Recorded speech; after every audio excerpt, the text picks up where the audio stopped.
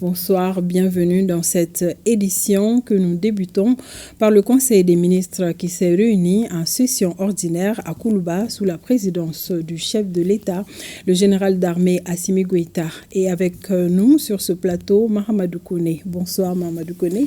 Bonsoir Mariam, mesdames et messieurs, bonsoir. Le communiqué du Conseil des ministres, c'est avec vous. Nous commençons par le chapitre des mesures législatives et réglementaires. 1.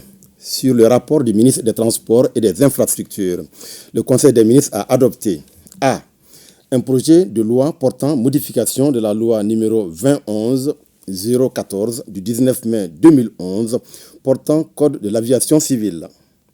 La loi numéro 2011-014 du 19 mai 2011 portant Code de l'aviation civile intègre dans la législation nationale les dispositions des conventions, résolutions internationales, règlements internationaux et sous-régionaux relatifs à l'aviation civile. À l'application, le Code de l'aviation civile a révélé des insuffisances liées à l'évolution du contexte national, sous-régional, régional et international de l'aviation civile, notamment les amendements des annexes à la Convention de Chicago, les amendements du Code communautaire de l'aviation civile de l'UMOA, les recommandations issues des audits de sécurité de l'OACI, les pratiques de l'industrie du transport aérien. Il est donc apparu nécessaire de procéder à la modification du Code de l'aviation civile pour corriger les insuffisances constatées.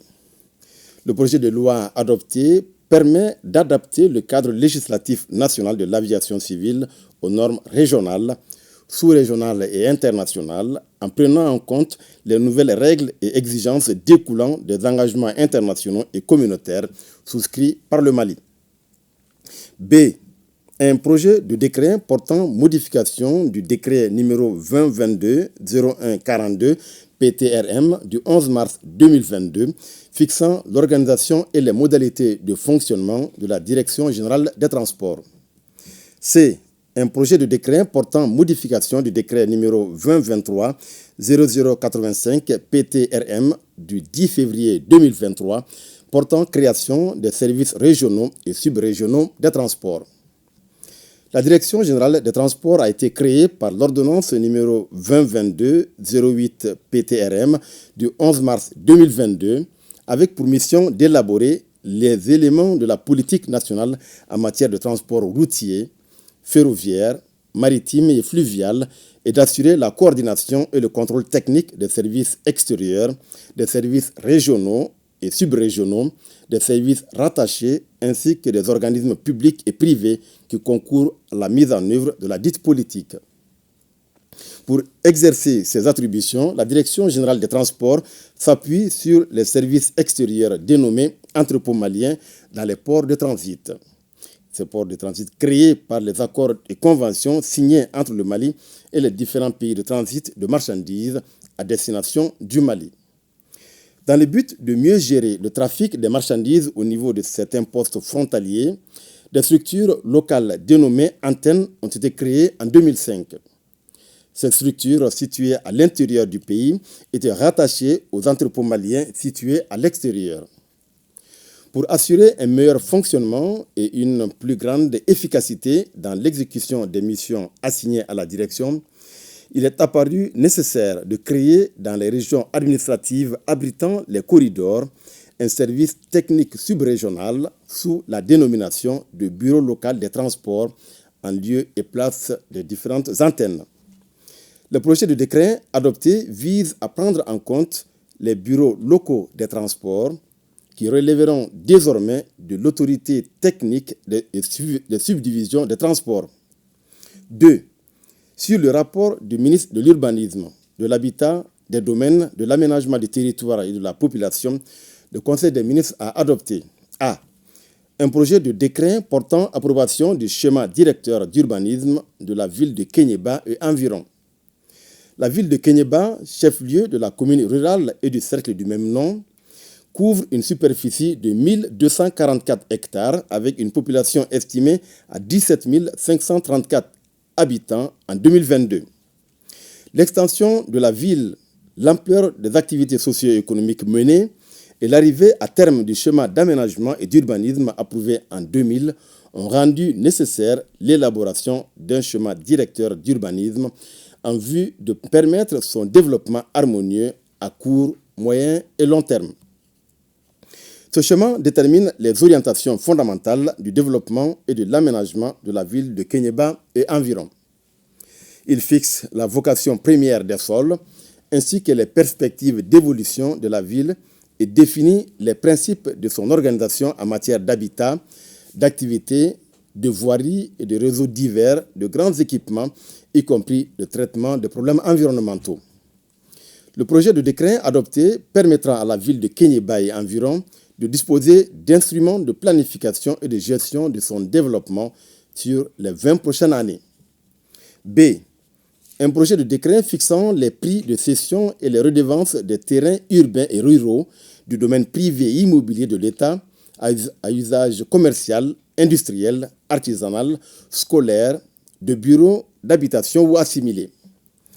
Dans le souci de faciliter l'accès à la propriété de manière équitable, le gouvernement a décidé par l'ordonnance numéro 14 CMLN du 6 mars 1975 de fixer les prix de cession des terrains domaniaux sur l'ensemble du territoire national en fonction de leur usage, révisable tous les 10 ans. À la faveur de l'adoption de l'ordonnance numéro 2020-014 PTRM du 24 décembre 2020 portant loi domaniale et foncière, le seul acte de propriété qui est désormais délivré au Mali est le titre foncier. Les détenteurs des titres provisoires délivrés avant l'adoption de la dite ordonnance doivent les transformer en titres fonciers. Les titres provisoires constituant les actes de propriété de la plupart des parcelles, leur transformation en titre foncier peut constituer une contrainte pour le pouvoir d'achat du citoyen. C'est pourquoi le gouvernement a décidé de faciliter les conditions d'accès aux titres fonciers, notamment par la réduction des prix de cession et des redevances. Le projet de décret est adopté dans ce sens. Au chapitre des mesures individuelles, le Conseil des ministres a procédé à des nominations. La liste nominative des intéressés est disponible sur le site web du secrétariat général du gouvernement www.sgg-mali.ml et dans le journal Essor. Au chapitre des communications, 1. Le ministre de la Justice et des Droits de l'Homme, garde des Sceaux, a informé le Conseil des ministres de l'organisation de la 3e édition de la Semaine de la Justice 2024-2025. Dans le but de rapprocher davantage la justice des justiciables et de promouvoir un service public de la justice plus efficace et plus performant, de nature à restaurer la confiance des citoyens et des justiciables, le gouvernement a décidé d'institutionnaliser la Semaine de la Justice. La 3e édition de cette semaine, qui se déroulera du 13 au 18 janvier 2025 à Bamako, Kayes et Mopti, sera marquée par plusieurs activités, notamment la tenue de la première formation collégiale au niveau du pôle national économique et financier, le lancement du logiciel de gestion des dossiers judiciaires par le garde des Sceaux, la conférence sur le rôle des ordres professionnels dans la distribution de la justice, la sensibilisation sur l'harmonisation et l'utilisation des symboles de l'État. 2. Le ministre de la Refondation de l'État, chargé des relations avec les institutions, a informé le Conseil des ministres de la célébration de la 3e édition de la Journée nationale de la souveraineté retrouvée. Instituée par le décret numéro 2023-014 PTRM du 13 janvier 2023, la Journée nationale de la souveraineté retrouvée est célébrée le 14 janvier de chaque année en souvenir de la grande mobilisation patriotique du peuple malien pour défendre la patrie et dénoncer les sanctions illégales, illégitimes et inhumaines de la CEDEAO et de l'UEMOA. La célébration de cette 3e édition intervient dans un contexte marqué par la consolidation du recouvrement de l'intégrité pleine et entière du territoire national, l'adoption par le gouvernement du programme national d'éducation aux valeurs, le renforcement de la souveraineté énergétique et économique du Mali, le retrait des pays de l'Alliance des États du Sahel de la CEDEAO et la création de la Confédération des États du Sahel. La Journée nationale de la souveraineté retrouvée, prévue le 14 janvier 2025, sera célébrée sur toute l'étendue du territoire national avec la participation des communautés africaines vivant au Mali, ainsi que dans les représentations diplomatiques du Mali à l'étranger. Elle sera marquée par plusieurs activités, notamment la montée des couleurs, la tenue de conférences sur la notion de patriotisme à Bamako et dans les régions, les leçons modèles sur la souveraineté et la culture dans les écoles. 3. Le ministre de la Santé et du Développement social a informé le Conseil des ministres de la situation épidémiologique du pays, marquée notamment A. par une stagnation du nombre de cas testés positifs de la maladie à coronavirus par rapport à la semaine précédente, B. par une augmentation du nombre de cas confirmés de dengue comparé à celui de la semaine écoulée. Le président de la transition, chef de l'État, a appelé la population au respect strict des mesures de prévention et de lutte contre les maladies.